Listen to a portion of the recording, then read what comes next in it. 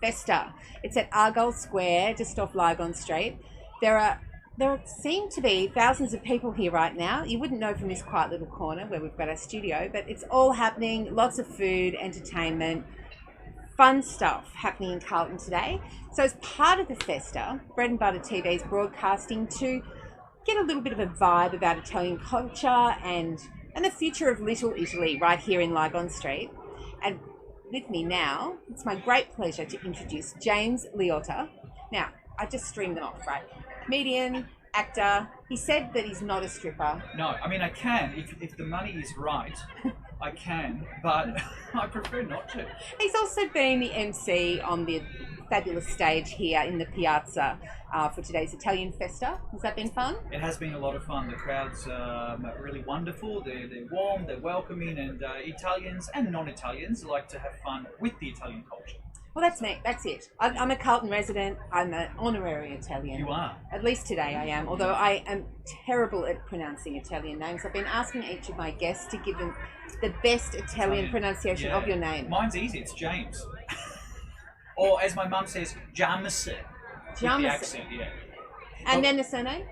Liotta. Liotta. Very good. Okay, good. I'm learning. Yeah, James in Italian is actually Giacomo.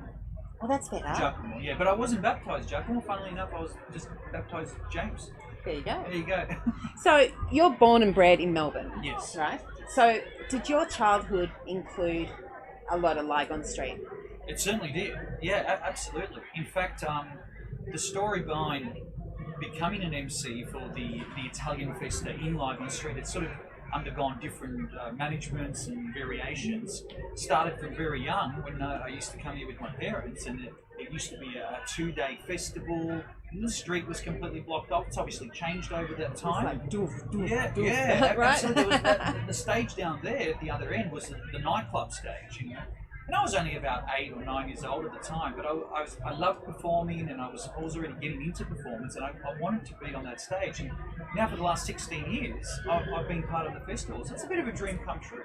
It's a festival that's close to my heart. So we've had that year, the rotten Rona that ruined everything last year. It's come back as a very different festa this year. So yes. how would you describe it? Well, you know, it's the COVID-safe festa, and by COVID-safe, one big thing that's never happened before, it's become a ticketed event, but still free, but a ticketed event. And I think that it's taken a lot of re-education to some of our audience and guests that this needs to happen in order to attend the festa. It's not, you know, it's something small. It's quite easy to do. You get online, you get the ticket right away. Yeah. But still, and it's you still can if you want to come down. Yeah, absolutely. Because this is live. We're going right, live. Yeah. Unless you're watching it at like 10 o'clock tonight. Yeah. Don't come down. Tickets are closed. All right. Is We're over. 10 to 2 on Sunday afternoon coming to you live from go. the Melbourne Italian Festa. Absolutely. and I've never seen so many people sanitising in one area. So it's just something we've got There's to got do. to be a routine in that. Yeah, my nonna, my grandmother, we gave her the bottle of sanitize, and the first thing she took a little squeeze, and the first thing she did, she looked at it and she went like this. And my grandfather, he put a bit in his espresso because he thought it was grappa instead. And he went, oh, that's very strong, very strong. Well, there have been a lot of distilleries making money out of Yeah, it, so there might be a bit of grappa in that. Well, it's pure alcohol, isn't it? Well, maybe not pure, but it is alcoholic. It sure is. Yeah. So, would they be coming here? Probably not today. Not today. That's probably the answer you didn't want to hear, but not today. However, that might come to the next one because there's going to be 2 Italian festas. Yes, tell us what you know. The goss. Yes, give us the goss. Well, usually the Italian Festa in Carlton is an October, November kind of event. And so that's been another thing that's really different is we've never really had it at this time. Yeah. So a lot of people go, what's going on? Wearing Why? jackets. Yeah. It's a bit colder, you know. It's going to become, night at 6 p.m. and all that sort of stuff. So do not worry. If you love your Italian culture and Festa, there's 2 this year. So we're kind of making up for last year that we couldn't have one. Fantastic. So it'll be around the time of the Grand Prix.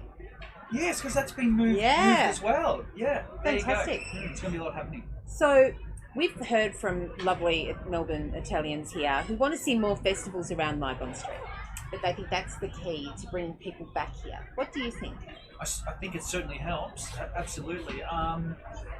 Even the traders have changed along with the times as well.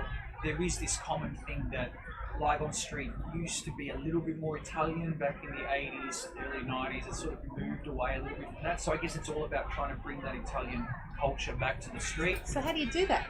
Well, that's the million-dollar question, isn't it? Festivals certainly help. I mean, we can't run one every month, you know? Well, we could. Could you? Yeah. We could try. We could try. It's a lot of work. Oh, Pasquale was here, very, very passionate, at the choir master here at the Italian Festa. He was saying that we could have a soprano festival, we could have, a pizza festival, we could have festivals. cannoli festival. Yeah, absolutely. Yeah. We could theme our festivals. You know, one thing, Wendy, that has changed is back when the festival was at its peak in that version, this park here behind us didn't exist. It existed, but not in this format. We used to put rides here, amusement rides here. That's the Festa even had amusement rides. Then the piazza didn't exist, and the piazza has now given us the chance to do more of that kind of stuff, even smaller events as well. Yeah. So utilising this wonderful space could be a key to bringing more Italian festivities here. So what do you love most about Lygon Street? Well, you can't go past the food, of course. You're looking for some great food. You know, in saying that, there are a lot of wonderful Italian restaurants in the outskirts as well. But Lygon Street's well known for that. It's just that vibe you get, you know, to feel Italian. There's a lot of Italian shops and Italian people still around. You hear Italian spoken. You hear What's it, the that's word? right. What's the word for when you take a stroll? There's an Italian phrase. Passeggiata. Passeggiata. Yes, you take the passeggiata. You go past these restaurants who beg you to come in. They're out there. No, Please come in. The specials. The specials. Look at the specials. But you see, and that's all part of it as well. It's a characteristic thing of this street. And being full as a gook, but still having gelati. Absolutely. Always room, because you've got a dessert stomach, right? You've got a pasta stomach, and then I've got crumbed cutlet stomach. I've got some crumb there, I think. There we go. That's on camera for you. I don't know how my kidneys will take all that, but let's do it. I'm on an arancini diet. Oh, you love your arancini? Hoping to speak to Riccardo later today. From Arancini Art. Yeah, great guy. We love our arancini. Yeah. I don't know how he managed to find that much leftover risotto to create all of those balls. It's a lot of rice. Yeah, it's a lot of rice. Hell of a lot of rice. And do you know the traditional shape of arancini? No. The traditional shape is a triangle.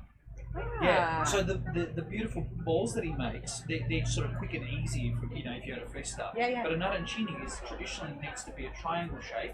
You hold it in your hand like that, and it should be small enough with 3-4 bites. It should be done. It shouldn't be like this big meal. Sometimes it's served as a bit of a meal, like on a plate, salad and sauce and stuff.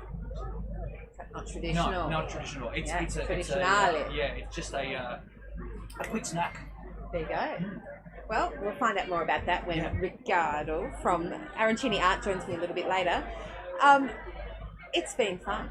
Thank you, James. Thank you for having me. You've got to go back and schmooze the crowds on the main stage of the Melbourne Italian Festa. So if you're coming down, make sure you go and give this young man plenty of stick, because he loves it when the audience gives him stick, don't you? Yeah, absolutely.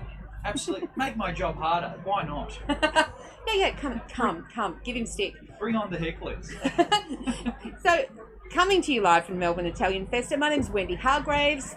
I'm here in the Bread and Butter studio, and I'll be back with you very soon with more great Italian Melburnians. See you soon. Ciao.